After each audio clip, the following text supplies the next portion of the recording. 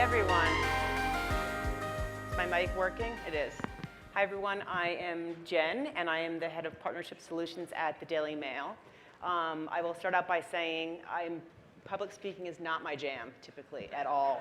But I do love me some Daily Mail. So I'm really excited to be here and just happy to have the chance to talk to you a little bit more about our brand.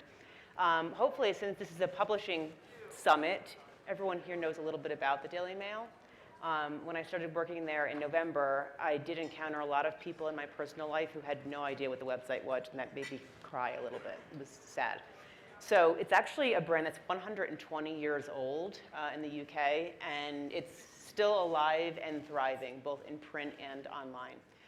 In 2007, they decided it would be a good idea to expand in the US because there was probably still a market for a website who does what we do, even though we have a ton of competitors. And doing what we do means volume and velocity of content, breadth and depth of content. One destination for everything from breaking news headlines to world news to everything Donald Trump, everything Kim Kardashian, and the whole Kardashian bunch. So they were right. There was an opportunity because we've really experienced a lot of success since launch. In the last 5 years, we've had consistent growth of about 40%. We hover around 60 to 7 million unique users every month, which is consistent with the larger news companies out there and certainly the large entertainment websites. So growth, we have a ridiculous engagement story. Our audience that comes to our site visits our site for 14 minutes or so every month, which blows our competitors away. This is a very engaged group of people. Which leads me to the next point, would hopefully point me in the direction of monetization, which is what I'm supposed to be here talking to you about. A large proportion of our traffic is direct traffic, and that's a number that many media companies don't want to talk about these days because their number is likely getting lower as you need to seek out more ways to drive traffic to your site, new innovative partnerships, new platforms to drive traffic. A large proportion of our visitors are coming to our homepage every day, which is such a novel idea in this day and age. They've been going to our homepage or opening our app. And because of this, it's sort of good or bad why we've been slow to seek out really innovative ways to grow our audience and monetize our content. We had this core group of readers, and we didn't want to upset the brand. It's a very, very strong brand, so we didn't want to dilute that. But about a year ago, we did come across an opportunity that we thought really spoke to our brand and would give us an opportunity to monetize our audience and really bring in a lot of new clients, and that was Snapchat. So we signed on last year as a premier launch partner, and one thing that immediately caught our attention and made us realize this might be a good move is the company that we were keeping. So other launch sponsors were CNN, the Food Network, ESPN, Vice, some really great company. So that was what intrigued us first. And then when we realized it would also give us access to this great new audience. We do reach a lot of readers in that 18 to 34-year-old demo. But Snapchat reaches 41% of that demo who's online, which is pretty extraordinary. So we wanted to tap into that audience. We also knew that it would be a perfect fit for our content. So it would be a way for us to really preserve and build our brand and, like I said, not dilute that really core group of readers that we had. And immediately we realized that it was a good move and our gut instincts were right. At launch and now, still, we're a top 25% publisher on Snapchat Discover, and it's consistent. We're one of the top performing publishers on there. So time spent, every time one of our users logs on to view our edition, they spend 7 minutes. Completion rate, they're completing 70% of the edition every time they log on, which is more than our competitors. And really strong loyalty. Our users are coming back 5 out of 7 days a week to read our content. So we knew that this sort of engagement was the same engagement that we were seeing with our audience on our website that was enabling us to sell in these really large advertisers. So we had a feeling that we were on the right path. What advertisers loved about this opportunity was, first and foremost, from talking to them, it's the compelling creative canvas.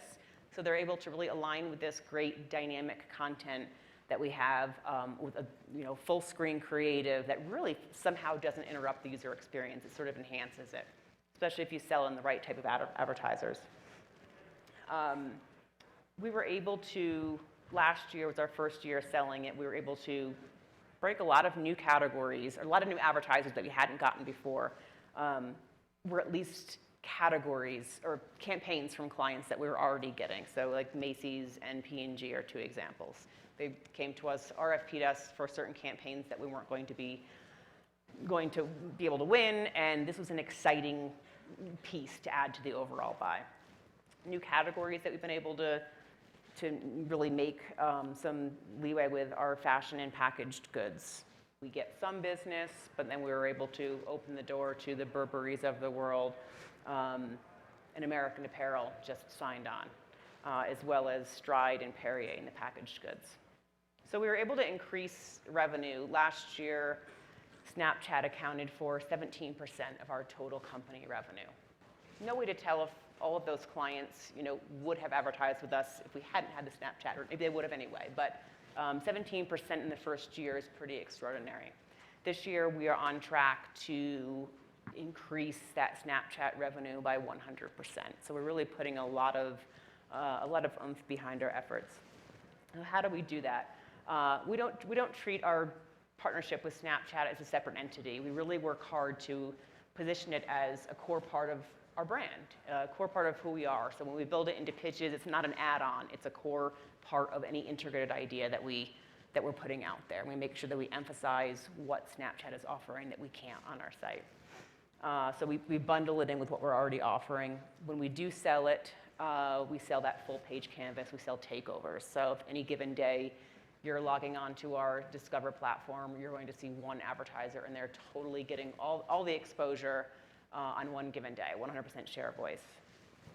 Snapchat also monetizes our content. So they sell audiences across their platform, and when they do leverage our content, we get a rev share of that.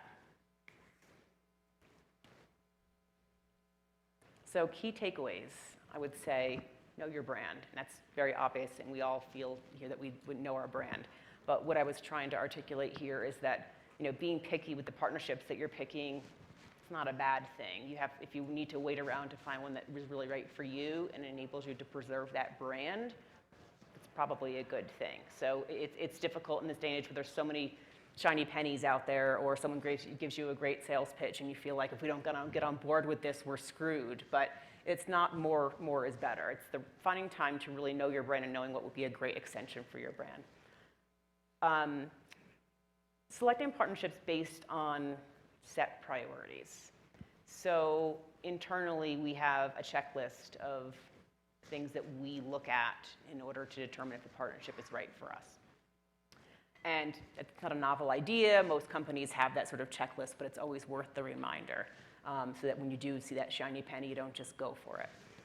So our checklist, it's 5 things. Does the opportunity provide a great user experience?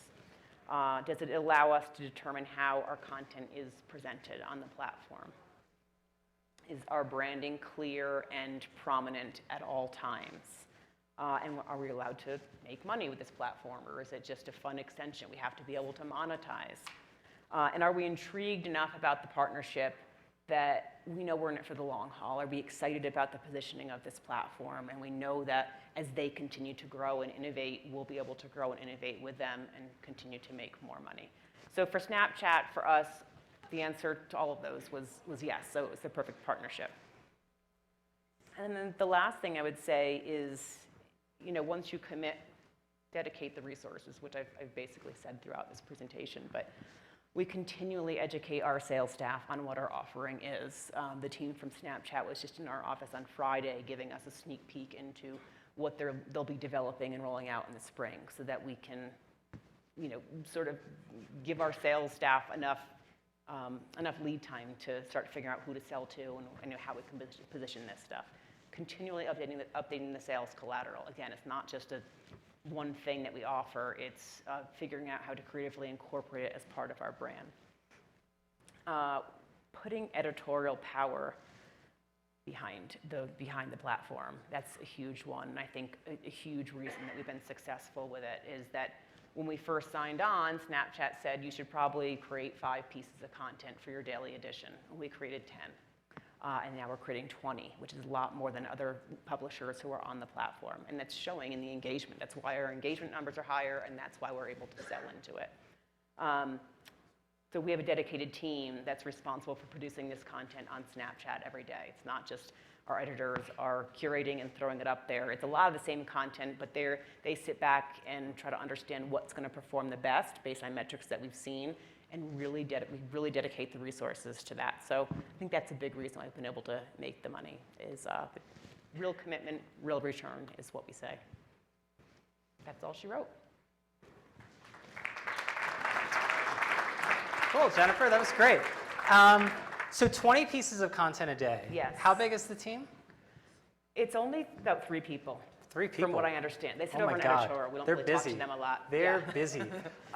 So the monetization, you guys are happy about with the monetization. What does Snapchat need to do a better job of for publishers? I would say that, I don't know if this is a better job, but anybody who's worked with them know that they are very confidential with their analytics, which I don't blame them. You know, everything's proprietary, and they want people to come to them to learn about what they can do with their platform and how it's going to perform. They don't want, you know, they want everyone to come to them so that they can do their pitch. So sometimes it would be helpful to have a little more insights to how users, we have a lot of analytics, but not things that we can share with advertisers. Everything's sort of behind the curtain, which again, I don't blame them. So, you know, more access to user behavior and the new products they're rolling out, which I guess I can't reveal, are going to be awesome. Yeah, we should talk later about that. So tell me a little bit about ad creative. Is this mostly being done on the agency side, or do you find that Daily Mail has to do custom creative for Snapchat for its advertisers? I'd say both. You know, we do get a lot of business from entertainment advertisers who we already get business from, but a lot of those are clients.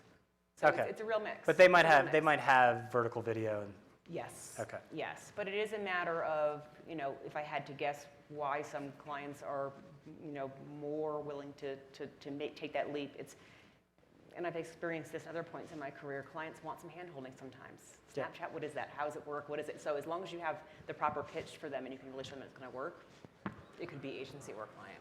Okay, we have time for one question. You win. Not the gift card, but the question. Thank you. When you guys package these deals for advertisers, are you doing standard media plus a Snapchat campaign plus Facebook? How is that structured?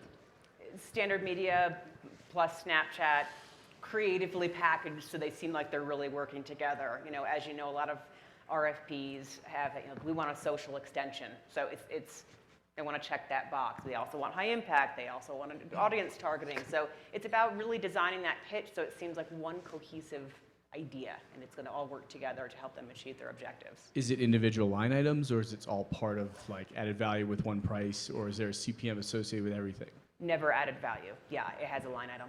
The Snapchat, yeah. Otherwise, I think it would totally devalue it. Okay, I lied. He assures me in a pantomime that it's going to be a great question. Oh. Well, yeah, great question. I love your content. I'm really intrigued by 20 pieces of content from 3 people. So 2 questions. How much of it is repurposed from the main site? And then what are the core competencies of this team that you hired? Are they video people? Are they writers? What are they? I hope I'm not lying about the 3 people. That's what I think the answer is. But they're not creating the There's content. just like 3 15-year-olds you see over in the corner, and you're like, I interns. think that's what They're not, you know, they're not recreating all that content from scratch. This is content that has appeared on our site that we know our users who are direct, you know, users are engaging with and they're consuming. So it's about sort of repurposing that content in whatever way it is, the writing or the design, so it fits that platform. But, you know, so certainly they're curating existing content, but it's figuring out what would work best and how does it need to look in that format where people are just swiping through it. Okay, Jen, thank you so much. Yeah. Excellent. All right, and now we are going